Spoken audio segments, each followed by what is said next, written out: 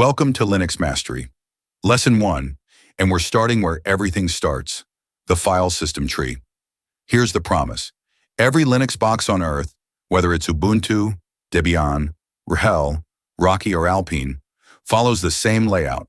Same, etc. for config, same, var for changing data, same, usr for installed programs. That's not coincidence. It's the Filesystem Hierarchy Standard. 30 years of convention nobody breaks. Learn this map once, and you can walk into any server cold and know where everything lives. So why does this tree exist at all? One word, portability. The FHS is the reason a script written for Debian runs on RHEL, and it's built on 4 design principles worth burning in. 1. Each top-level directory has exactly one job. Etc. is config, var is changing data, usr is programs. 2. Static things can be mounted read-only, which is how hardened and embedded systems lock themselves down. 3. User space and system space stay strictly separate. And 4. Don't fight the package manager, just usr belongs to apt or DNF, while char, local, and wopt belong to you. Those principles become concrete the moment you see the tree laid out by color. Green is config, that's etc., the one place. Amber is data that changes or belongs to users.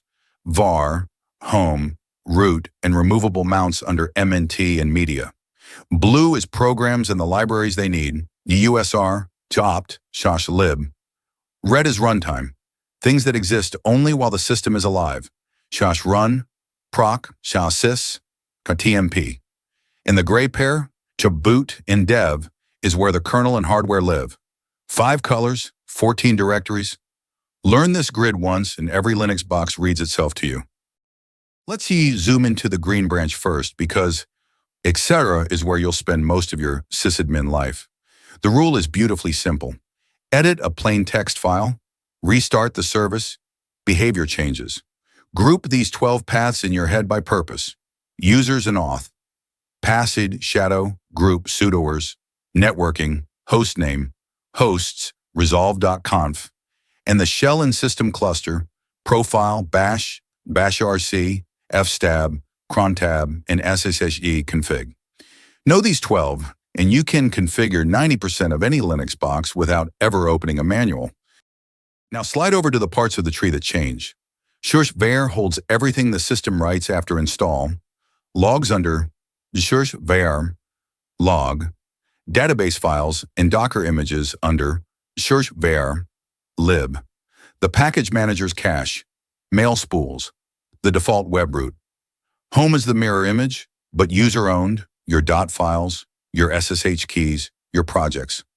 The practical takeaway is the backup rule at the bottom. Snapshot, var, and you preserve the system's real state.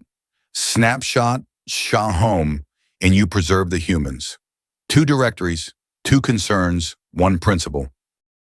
Now to a distinction that quietly breaks more systems than anything else, where programs actually live. usr belongs to the package manager, apt, DNF, pacman own every file under usr bin, usr lib, usr share, and the next upgrade will happily overwrite anything you drop in there. Your manual installs go elsewhere. Just usr local when you're compiling from source or following Unix layout. That's where make install lands by default, and opt when you're dropping in a self-contained vendor product like Slack or Anaconda, each in its own tree you can remove with a single rf. 3 lanes, no mixing, and your system survives every update. Now here's where Linux gets genuinely magical. Sure, proc, your sys, and then run aren't sitting on any disk. They're kernel data structures dressed up as files so you can read and write them with the same tools you'd use on a text document. Cat, proc, CPU info, and you're literally reading the kernel's view of your CPU. Echo a number into sys, classic net, ethero, MTU, and you've just reconfigured the network card live. Proc gives you processes and runtime state. On sys exposes the device tree. Run holds the PIDs and sockets of everything currently alive.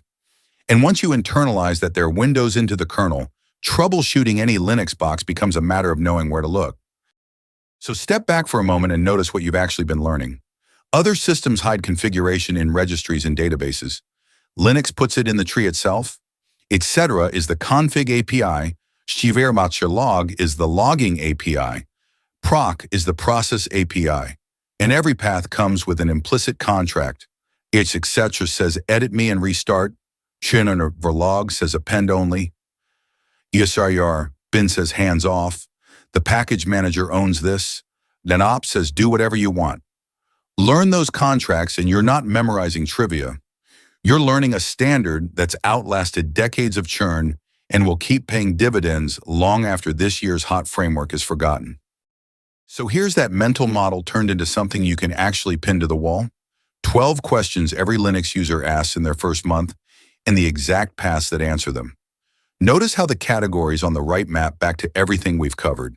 Data lives in var, config in, etc. in your home directory, programs in USR, runtime state in proc and run, and the boot story in boot. Memorize this one table and you can walk onto any Linux box, Ubuntu, Debian, Red Hat, Alpine, and know where to look first. But a table on the wall isn't muscle memory yet. That only happens when your fingers walk the tree. So here are 3 drills, 30 minutes total, on your own VM. First, tour every top-level directory and just observe the shape. Trd, etc. is small. Sbin is huge. Rear var log has a folder per service. Second, find 5 real things by name without Googling. Nginx config, your bashark, the password file, to prove the map matches your decisions. And third, the one you don't skip. Read, proc, and syslive, where every cat returns fresh kernel data and everything as a file stops being a slogan and starts being something you can feel. Once the tree lives in your fingers, these 5 mistakes become almost impossible to make. But until then, they're the ones that bite. Don't drop custom binaries into USR bin.